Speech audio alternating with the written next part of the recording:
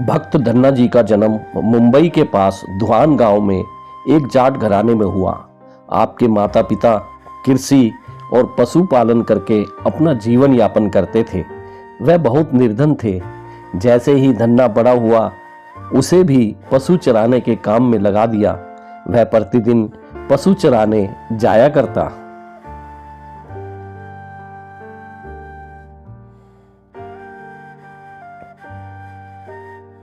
गांव के बाहरी कच्चे तालाब के किनारे एक ठाकुर द्वार था, जिसमें बहुत सारी ठाकुरों की मूर्तियां रखी हुई थी। लोग प्रतिदिन वहां आकर माथा टेकते व भेंट अर्पण करते। धन्ना पंडित को ठाकुरों की पूजा करते, स्नान करवाते व घंटियां खड़खड़ाते रोज देखता। अल्प बुद्धि का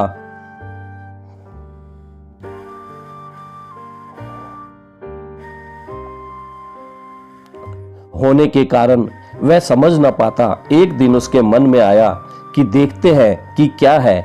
उसने एक दिन पंडित से पूछ ही लिया कि आप मूर्तियों के आगे बैठकर क्या करते हो। पंडित ने कहा, ठाकुर की सेवा करते हैं, जिनसे कि मनोकामनाएं पूर्ण होती हैं। धन्य ने कहा, यह ठाकुर मुझे भी दे दो। उससे छुटकारा पाने के लिए पंडित ने कपड़े में पत्थर लपेटकर दे दिया। घर जाकर धन्य ने पत्थर को ठाकुर समझकर स्नान कराया और भोग लगाने के लिए कहने लगा। उसने ठाकुर के आगे बहुत मिन्नतें की। धन्य ने कसम खाई कि यदि ठाकुर जी आप नहीं खाएंगे तो मैं भी भूखा ही रहूंगा। उसका यह प्रण देखकर प्रभु प्रकट हुए तथा रोटी खाई व लस्सी पी। इस प्रकार धन्य ने अपने भोलेपन में पूजा करने और साफ मन से पत्थर में भी भगवान को पा लिया।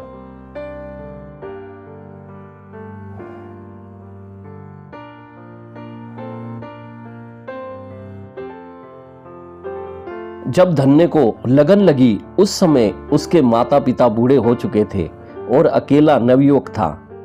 उसे ख्याल आया कि ठाकुर को पूजा से खुश करके यदि सब कुछ हासिल किया जा सकता है तो अवश्य ही यह करना होगा, जिससे घर की गरीबी चली जाए तथा सुख आए। ऐसा सोचकर ही वह पंडित के पास गया। पंडित ने पहले ठाकुर देने से मना कर दिया कि वह ठाकुर की पूजा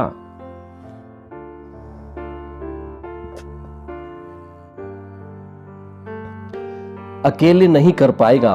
दूसरा, तुम अनपढ़ हो। तीसरा, ठाकुर जी मंदिर के बिना कहीं नहीं रहते और ना ही प्रसन्न होते, इसलिए तुम जिद मत करो और खेतों की संभाल करो।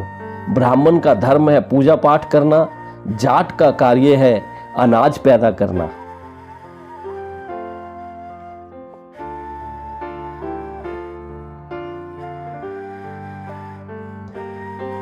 परंतु धन्ना टस से मस ना हुआ। अपनी पिटाई के डर से पंडित ने जो शालिग्राम मंदिर में फालतू पड़ा था उठाकर धन्य को दे दिया और पूजा पाठ की विधि भी बता दी। पूरी रात धन्य को नींद न आई। वह पूरी रात सोचता रहा कि ठाकुर को कैसे प्रसन्न करेगा और उनसे क्या मांगेगा। सुबह उठकर अपने नहाने के बाद ठाकुर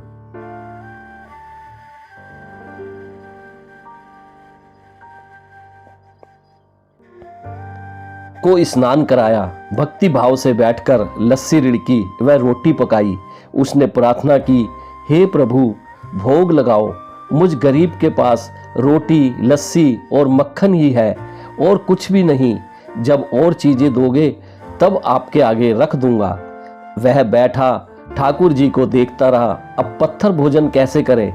पंडित तो भोग का बहाना लगाकर सारी सामग्री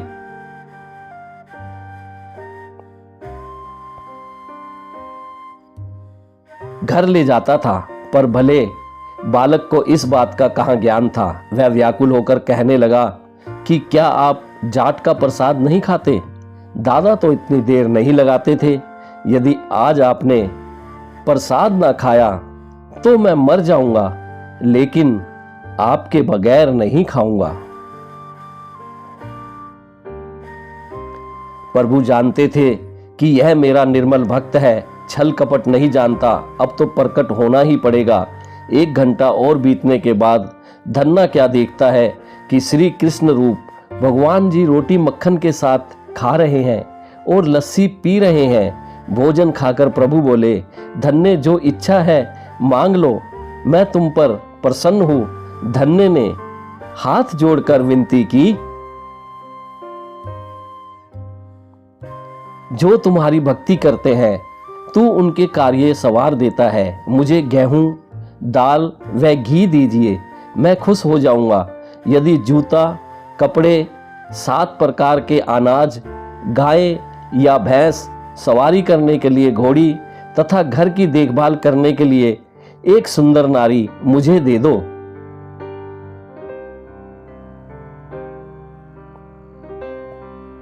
धन्य के यह वचन सुनकर प्रभु हंस पड़े और बोले, यह सब वस्तुएं तुम्हें मिल जाएंगी। प्रभु बोले, अन्य कुछ प्रभु, मैं जब भी आपको याद करूं आप दर्शन दीजिए। यदि कोई जरूरत हुई तो बताऊंगा। तथास्तु, भगवान ने उत्तर दिया।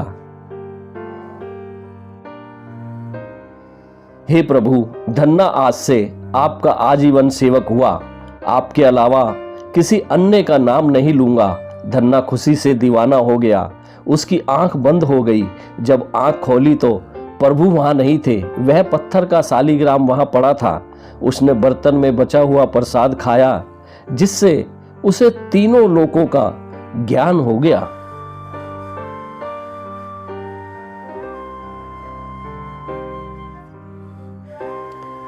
प्रभु के दर्शनों के कुछ दिन पश्चात धन्य के घर सारी खुशियां आ गई। एक अच्छे अमीर घर में उसका विवाह हो गया। उसकी बिना बोई भूमि पर भी फसल लहरा गई। उसने जो प्रभु से मांगा था उसे सब मिल गया। किसी ने धन्य को कहा, चाहे प्रभु तुम पर प्रसन्न है, पर तुम्हें फिर भी गुरु धारण करना चाहिए। उसने स्वामी रामानंद जी का नाम बताया। एक दिन अचानक ही रामानंद जी उधर से निकले। भक्त धन्य ने दिल से उनकी खूब सेवा की तथा दीक्षा की मांग की। रामानंद जी ने उनकी विनती स्वीकार कर ली और दीक्षा देकर धन्य को अपना शिष्य बना लिया। धन्ना भगवान के नाम का सुमिरन करने लगा। जय श्री कृष्णा।